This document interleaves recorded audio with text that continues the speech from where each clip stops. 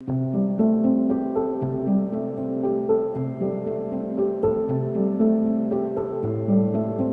has a hand up. Hello. Thank you, Chris. I was wondering, possibly for you or for David, you mentioned possibility of generating or using all of the Newbury Town Council estate to generate solar electricity. How much extra could be generated then? And if it can't be sold back to the grid, could it be used for some other purpose? Charitable organisations or other usages within the town of Newbury. Chair, if I may, I mean the answer is yes. So for example, just looking at solar, we have a couple of areas in a couple of the allotments that are difficult for us to be able to turn to use for allotment plots, despite the fact that we're desperate for them. But the way they're configured and they happen to face in the right way, we think we could, and talking to some specialists, that we could get some very small areas of solar panel. And we're talking about generating 6, 9, 12 kilowatts. And we're not talking about anything of significance. These are small scale.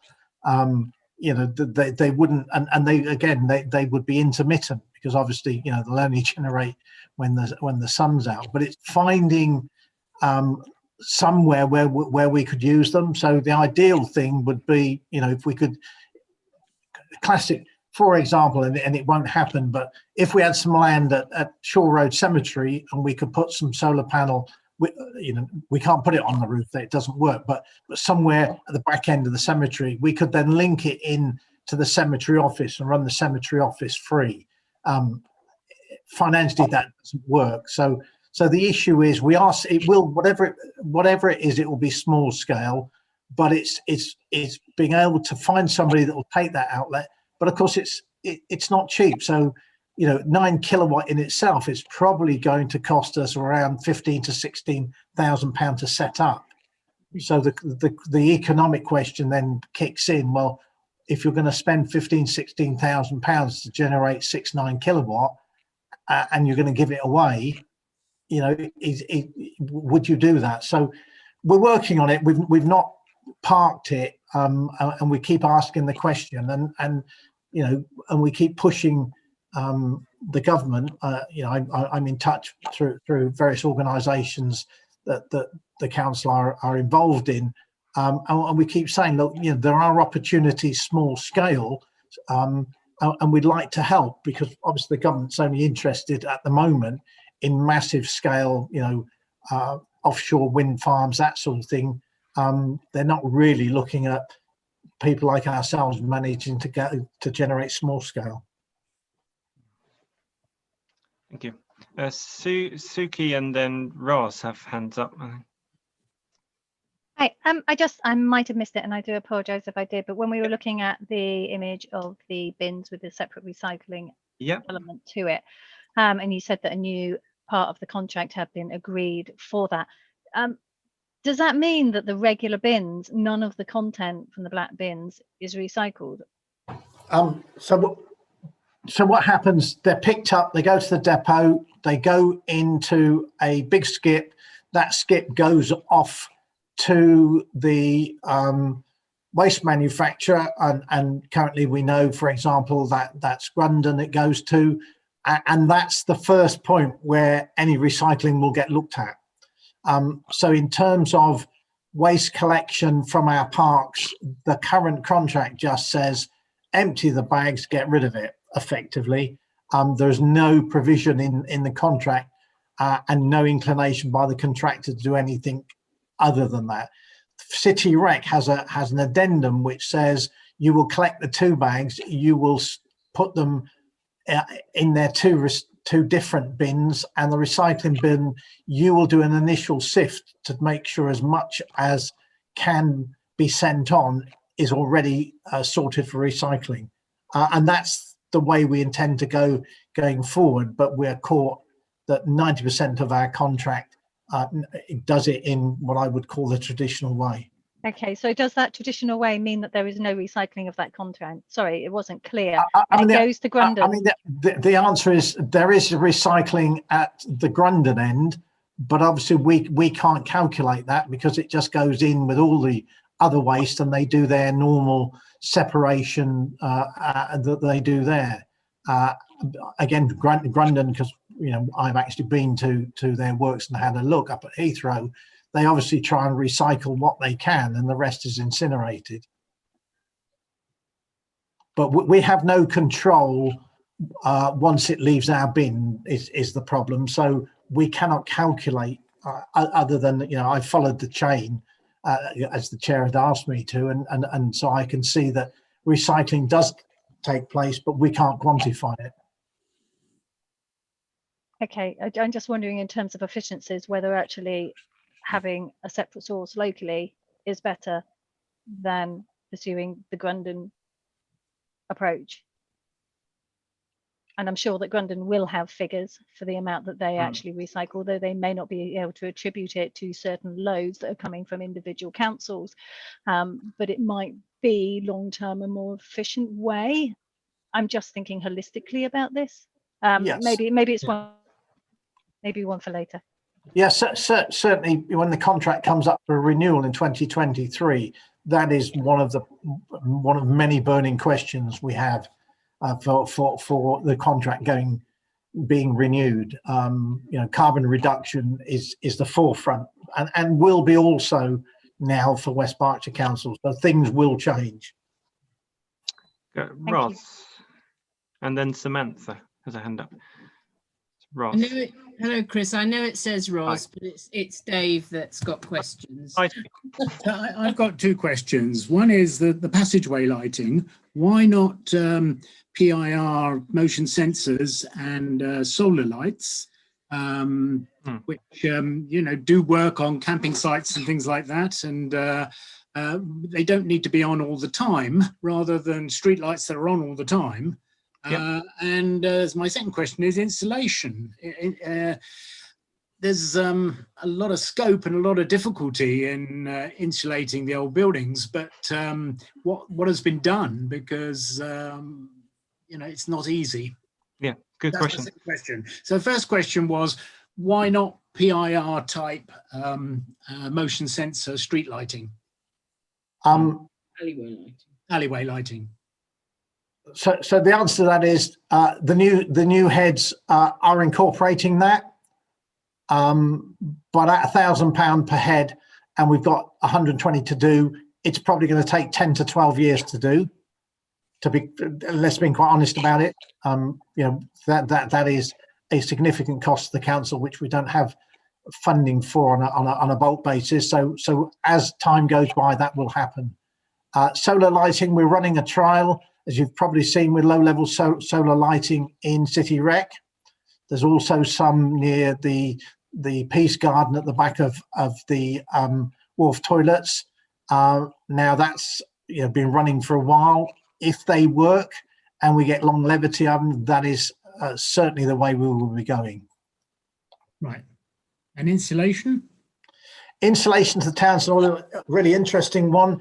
The town council submitted a bid to HMG for some grant money to insulate and to double glaze some of the historic parts of the town hall. The return on the calculation that the government did was between 69 and 125 years, and they said forget it. The cost to do one elevation was £149,000, and the returns were such that financially the government won't grant it. And again, it's from a Newbury Town Council point of view, that sort of value is difficult for us, and you can't do it bit by bit. You've got to do big sections of it. So it's there. We've done the work. It's a funding issue, funding versus return issue. And the return, because it said some of them are 12.5-inch think solid walls, Crittall windows, listed grade 2 building, we are very, very much hampered in what we are allowed to do and how we can go about it. Can be done, very expensive. We're at the moment not able to get any subsidy.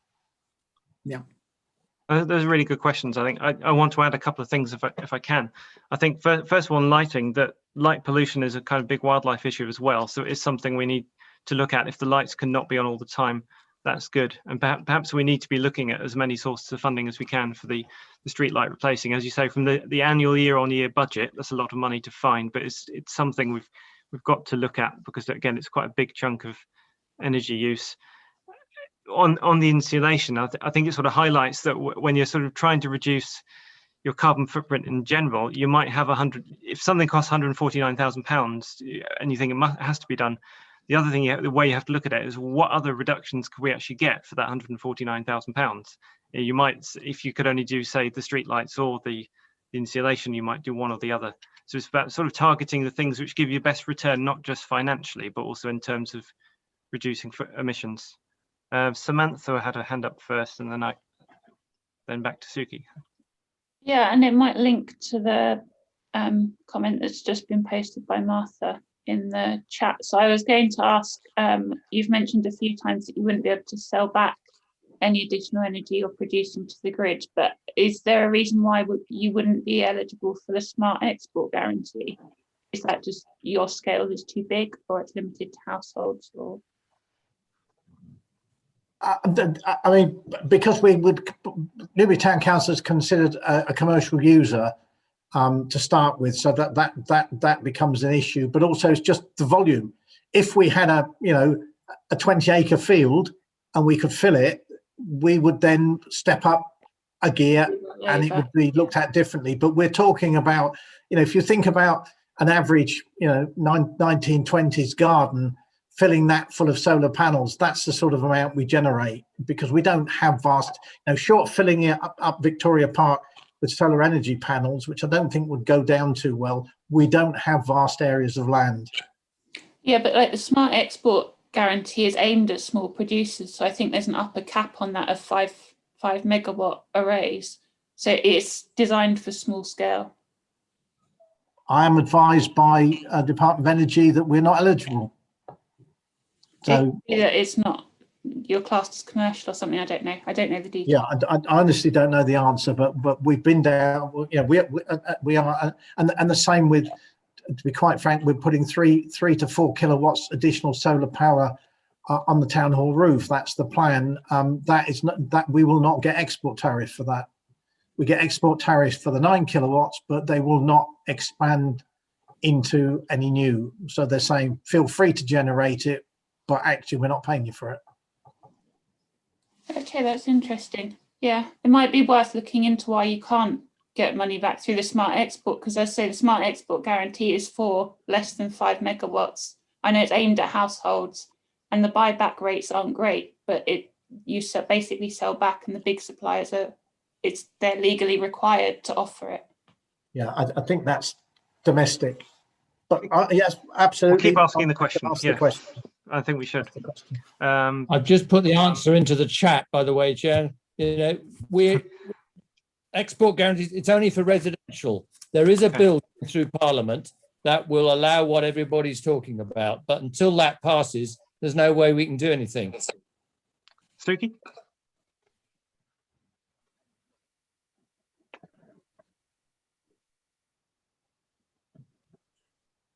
Did you have hands up, Suki? Or sorry, I did. Yeah. Sorry. So first off, in terms of the solar lighting and PIRs, so having them trigger sensitive, there are issues in terms of safety there. It is better to go for lower level lighting, which is constantly on, rather than having PIR. It's certainly in built up areas or areas of high risk. So that is something that needs to be considered, and there's quite a few studies on that from around the country. The other thing is that quite often, rather than spending the money on solar lighting and that kind of things, is actually looking at the most economical ways to use the funds that you already have, and to be investing in national schemes, most efficient and ecological production of electricity, large scale energy, large scale. So putting money into insulation and reduction of use of energy, and then using large scale, more efficient production is far, far better than trying to generate locally, which might look good on paper. You know, isn't it brilliant that Newbury Town Council has this amount of solar stuff, but actually is not as environmentally friendly as it could be. So just a couple of points there. An awful lot of studies have been done in Brighton, in Gloucester, and a number of the other leading flagship areas into this type of thing, which I think we could learn a lot from. Probably, you know, you've already looked at these areas, but I think it is key to look at the existing research that exists out there rather than trying to strive for small scale, supposedly eco aspects, which might not be as eco as we think they are. Thanks. Is there anyone else? I think I do want to move to our speakers in a second, and we can come back to more general questions at the end if we have a moment. Andy has his hand up, Chris. Sorry? Andy had his hand up. Sorry, Andy. Yeah, I've lost the chat. Yes, sorry, I've just taken it down in view of your prompt. Very quickly, two things. One coming out of dealings I had with West Berks Council on the lighting. That you come across there is that and I don't know how it works for the town council. West Berks doesn't have any meters on its lights. Its electricity supplier calculates what it's going to use through the year, and therefore when sort of trying to go for PIR type schemes, they go, oh, hang on, that means we don't know how much it's on and how much it's off. I found that very disappointing, but something to work on for the future. At a previous workshop, then just going on to the solar generation, we talked about use of other people's roofs. Is that still something in consideration?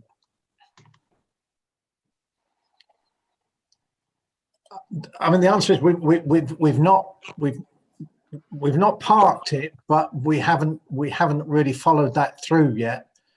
In terms of you know, if we generate it, what do we again? It's what do we do with it? I'm shadowing a scheme that's happening in Marlborough at the moment, where they've got that same conundrum that they're actually putting 12 kilowatts on shared roofs, and the occupiers are getting the benefit of some of that, but they're not sure what to do with the export, because then again it's currently there is no tariff for it. So the plan is to put this on, to give the residents free electricity, but of course if they generate more than electricity than tenants are taking, they're just, all they can do is either waste it or put it into the grid for free. So therefore again it's the economic return, and obviously they're paying a fee to these residents to allow this trial to go ahead. So it becomes an economic argument, and I'm just watching what's happening there, just to see, out of interest, to see how they get on. Thank you. There's always batteries. I just wondered as well whether if the town council invested into solar array somewhere else, it could take carbon credit for that in terms of reducing our carbon footprint. An interesting question, and the answer is yes.